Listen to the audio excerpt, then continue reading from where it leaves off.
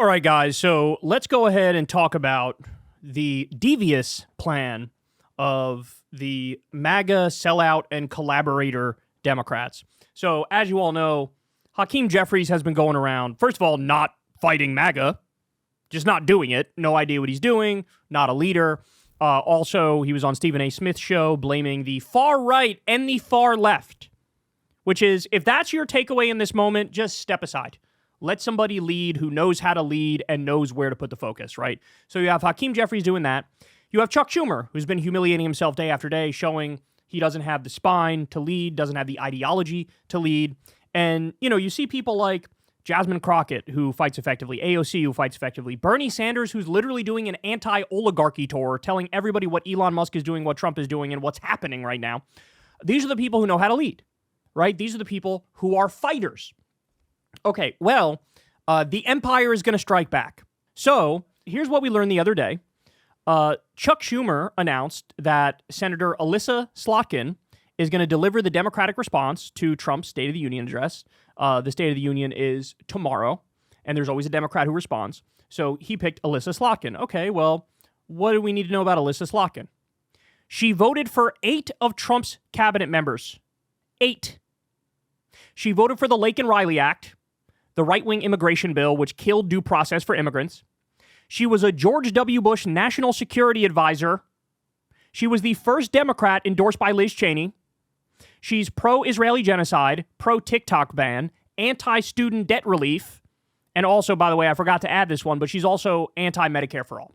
So she is, across the board, a MAGA sellout collaborator. Her idea for the Democratic Party is, let's be more like Trump.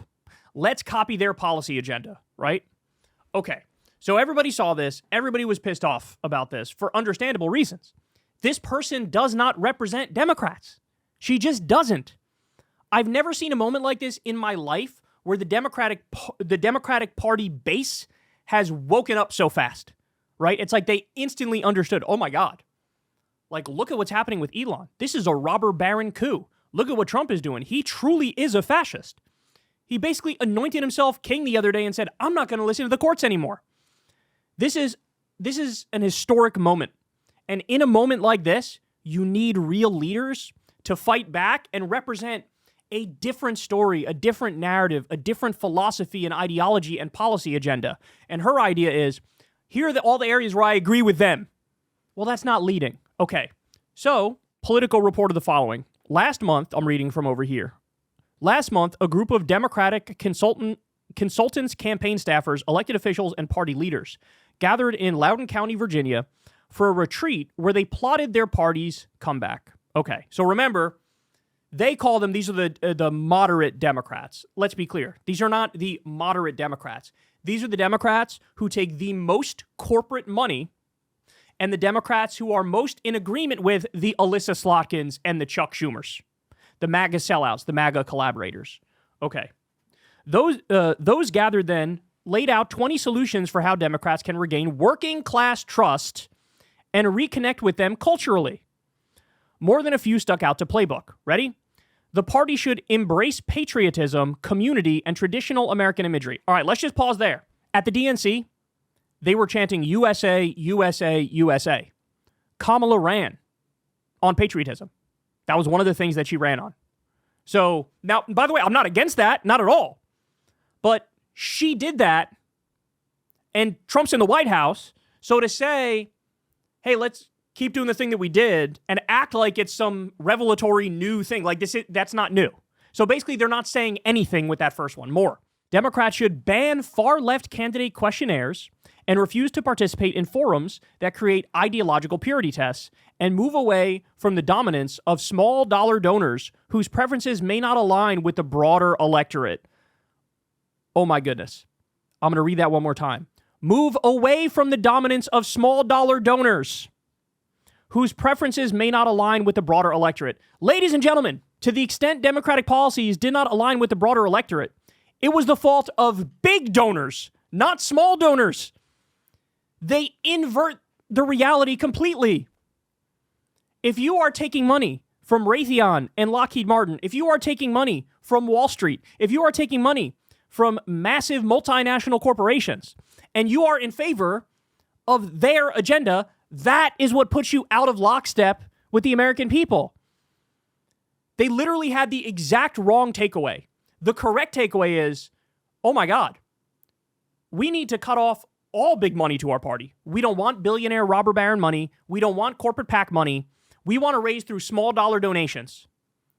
That was the takeaway. Because the right, they have their argument, their story. Hey, blame trans people and immigrants for all your problems. That's their story.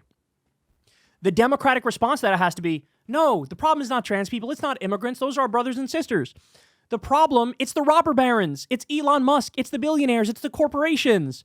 They've bought our system. They've rigged our system. And now we're functionally in a fascist oligarchy, right? The narrative, the story is right there. And they're running away from the reality at 500 miles an hour and flipping it on its head. You don't need to take less small dollar money. You need to take more small dollar money. Because, by the way, here's the other point, too, which is super important. You will be way more in touch with the American people if you take small dollar money. Because what does a small dollar donor want? If somebody's giving you $5 or $10 because they like what you're saying, you know what they want you to do? They want you to, like, raise the minimum wage. They want you to, like, pass the PRO Act so people can get higher wages and they have, you know, a right to join a union. They want to expand healthcare. They want to do universal healthcare. If it's like regular Democratic-based voters and they give you $5 or $10 or $20, the ideology that they're in favor of, it's all the basic things that are what a Democrat is supposed to be about anyway. Hey, fight back against MAGA and this fascist takeover. Hey, Trump is warmongering with everybody. I don't think we should do all these wars. Hey, let's raise the minimum wage. Let's do universal healthcare. Let's wipe out the medical debt. Like, it's good ideas. The Democratic base, regular people in the Democratic base, they want good ideas. They always have. Like Bernie Sanders, when you went issue for issue on like the actual policy issues, Americans overwhelmingly agreed with him over Hillary and over Biden.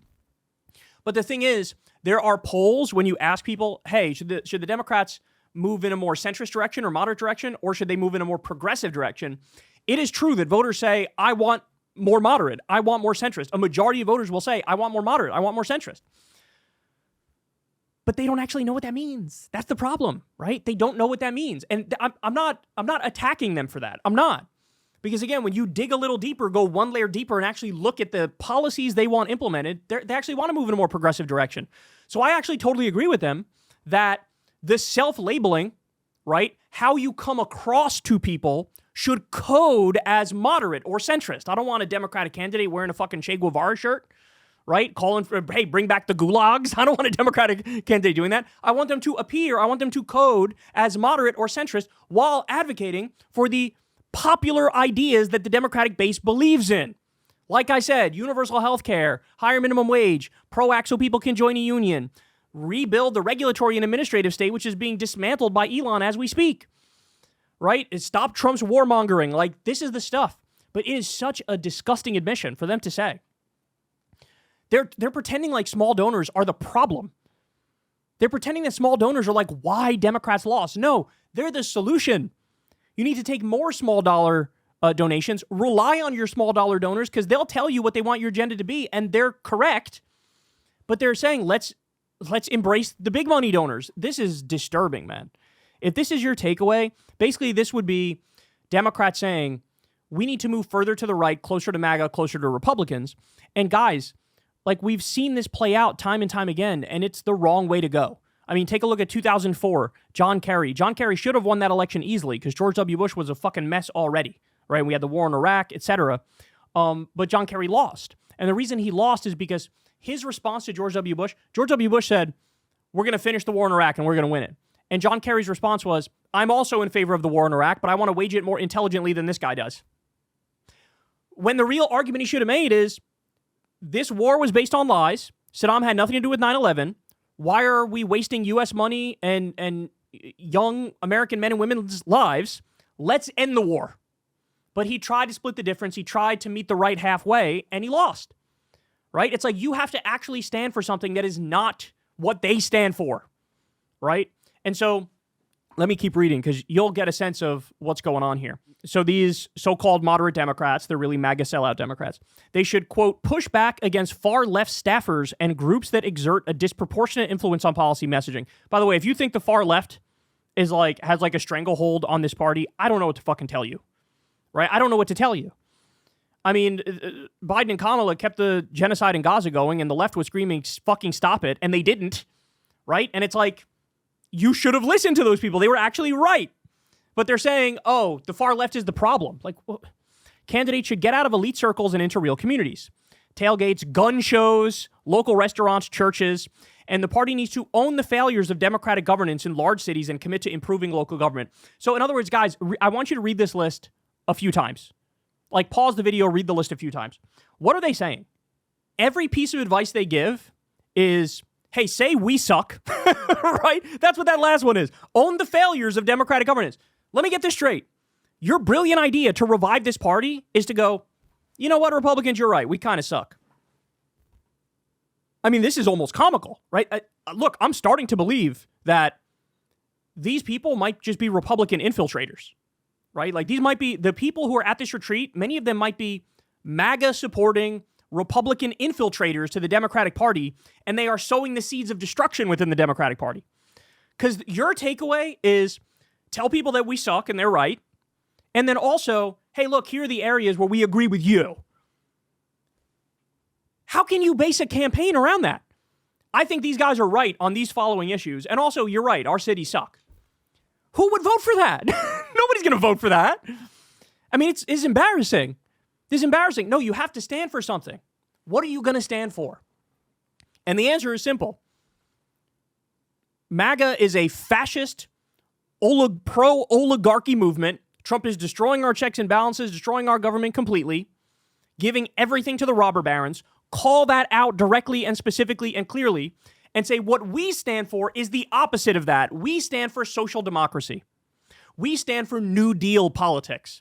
We stand for rebuilding the administrative and regulatory state, which is being destroyed by Elon Musk. We stand for expanding Social Security. We stand for universal health care.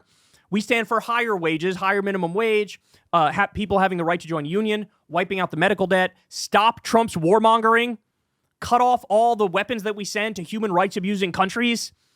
Like, you have to stand for the opposite of them across the board. When they come out and say, yes, your life is hard, Mr. Average American, but it's because of trans people and it's because of immigrants, you say, no, trans people and immigrants are our brothers and sisters. They are not the problem. The real problem are the robber barons. Look at what Elon Musk is doing. Look at what David Balsax is doing. Look at what Mark Andreessen is doing and Peter Thiel, the vampire who looks like he sucks baby blood before he goes on TV every time. Point it out. Trump is doing a strategic Bitcoin reserve, which is just a fancy way of saying he's going to let crypto oligarchs steal taxpayer money. Backstop the crypto market, so take your hard-earned money and send it to people who already have billions of dollars. This is what you need to call out. I mean, they are wrong across the board here. Not fewer small donors, more small donors.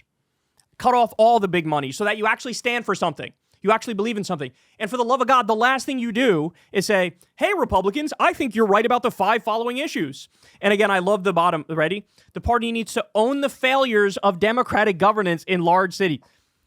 How is this a roadmap to rebuilding the party when the point you want to remind voters of is you think we suck and I think you're right? Like, what?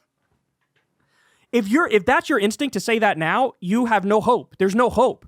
Because in a moment like this, the right and MAGA are proving day after day after day just how much they suck, just how much they don't want to help the average American.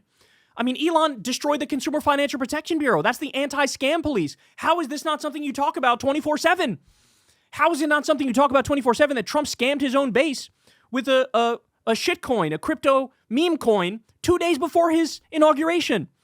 How are you not pointing out Trump signing the executive order to raise drug prices and Trump signing the executive order to fill the swamp and saying no anti-corruption rules for members in my cabinet? How are you not pointing out that Elon's cutting 70,000 jobs from the Social Security Administration, which means we might actually miss Social Security payments, which would be the first time in American history that we miss Social Security payments.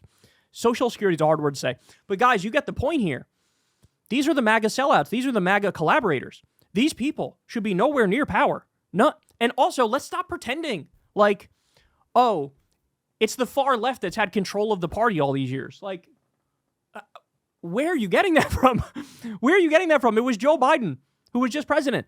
Like, before that, it was Barack Obama and Bill Clinton.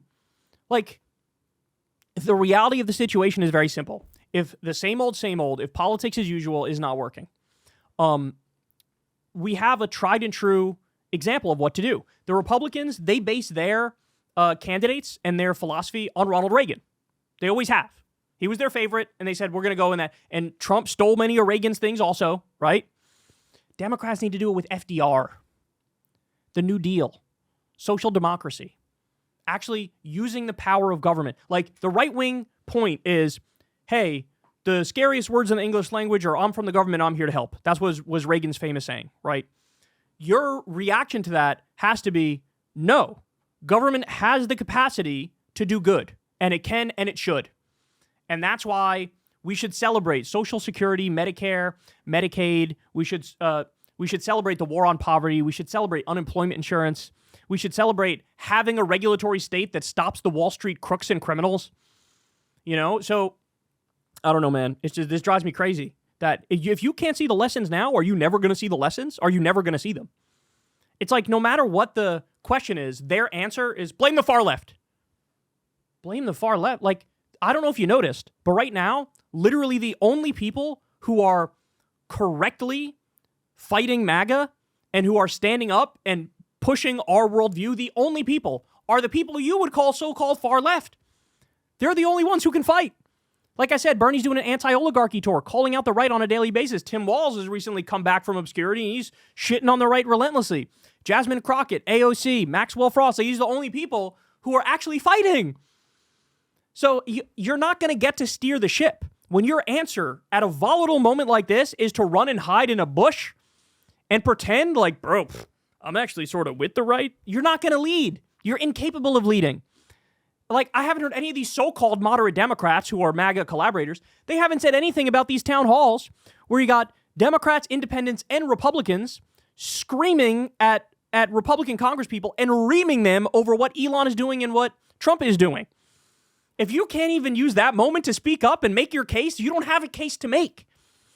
So, anyway, you get it, but understand something. I want to be clear. I don't want anybody to call these people moderate Democrats or centrist Democrats. Don't call them that, because that is not what they are. Through their actions, it demonstrates they are MAGA sellouts and collaborators. That's what they are. So they are half with the opposition. And I don't want somebody who agrees with the opposition being in control of our party. And because I want to reiterate again one more time, I'm not just saying this. I'm not just saying it. They actually are in agreement with them on many things, which is why Alyssa Slotkin voted for 8 of Trump's cabinet members, which is why she voted for the Laken-Riley Act, which killed due process for immigrants. It's why she was in a Republican administration advising George W. Bush on national security, which means she was at least partly responsible for foreign policy decisions under that horrific neocon warmonger administration. It's why she was endorsed by Liz Cheney, pro-Israeli genocide, pro-TikTok ban, anti-student debt relief, anti-Medicare for all. If you don't stand for the things that Democratic voters believe in, you're in no position to lead, right? And we're going to call you what you are. You're a MAGA sellout and collaborator, and everybody needs to understand that. And the leaders who emerge will not be weak and spineless like these people. All right, guys, that's the show. I love y'all very much. I'll talk to all you guys soon. Everybody have a great rest of your day. Do me a favor, subscribe to the channel if you haven't. You can support the show on Patreon as well. Remember, I've never talked to an advertiser. All right, I love y'all. See you back here tomorrow, same time, same place. Hey, y'all, do me a favor and like and subscribe. It helps out big time in the algorithm. Click the bell as well for notifications when videos drop, and watch that video on screen right now. You know you want to.